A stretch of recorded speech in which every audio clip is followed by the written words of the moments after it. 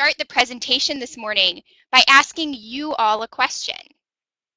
In your words, what does it mean to be environmentally responsible?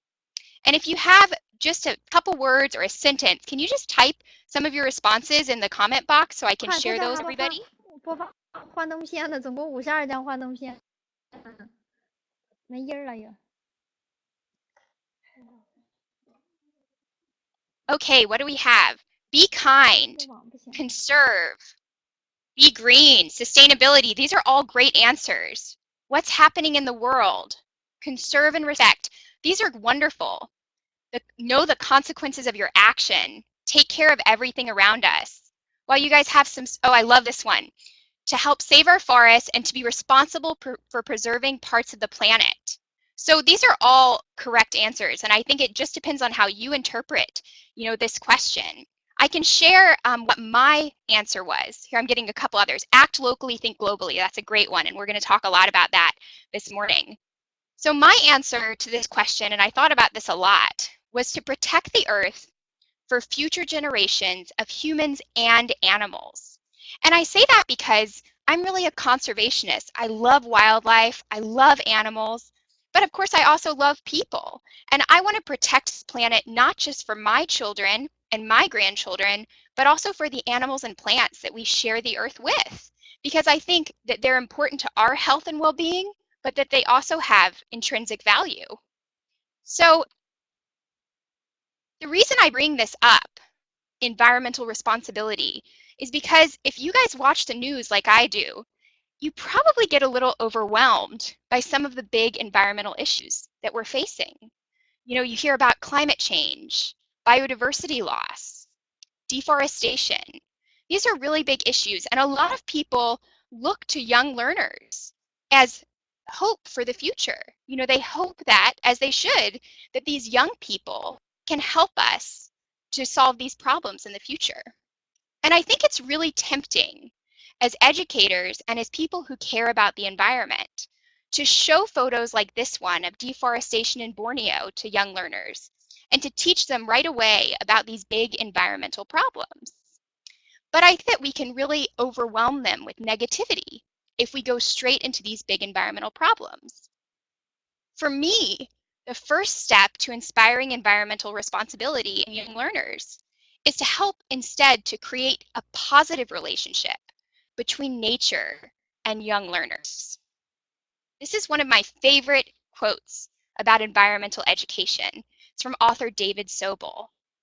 If we want children to flourish, to become truly empowered, let us allow them to love the earth before we ask them to save it. And that quote really defines how I think about environmental education for young learners. I really want to try to connect young learners with the earth, with their backyard, nature in their backyard, wildlife in their backyard, so that they can have this positive relationship. And today I'd like to share the story of how I fell in love with nature, how that initial wonder and curiosity has led me to become a conservationist, and how I think that you can inspire your young learners to care about the future of our planet. So, as Dave said, I'm a conservationist and a wildlife photographer and a National Geographic Young Explorer. So I have a pretty fun job. I can't complain. In fact, I think it's one of the best jobs in the world, except for maybe being a young learner classroom teacher, because you guys get to go out and really make an impact in these young learners' lives on a day-by-day basis. But this is a photo of me in my office. Essentially, I'm in the rainforest of Peru taking photos. And I've devoted my career to going into some of the world's most remote places, like the tropical rainforest and remote tropical islands, to bring back stories of rare and endangered species and the people who study and care for them. But my journey to becoming a photographer and a conservationist, it didn't start in some far away place. It actually started in my backyard. So I grew up in North Carolina, which is a state in the southeastern United States. And when I was 11 years old, my father, who was an amateur photographer, gave me my first camera. And it was really through my camera that I first became interested in nature and natural history. These are some of my first photographs that I took, all in my kind of backyard in my neighborhood.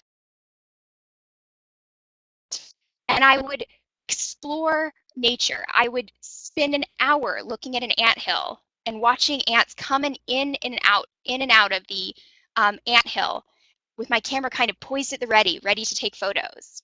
It was through the camera lens that I watched butterflies going from flower to flower, and I became interested in details. And I started to share my photos with my friends and family members. So I would take my photos to them and I would say, look at this amazing bluebird, like in this photo here. And what I realized is that photography had this incredible power to make people aware of their environment. It made them aware of the things around them that they had never paid attention to before. And through this experience, I started to become a photographer that wanted to use photos to make people care.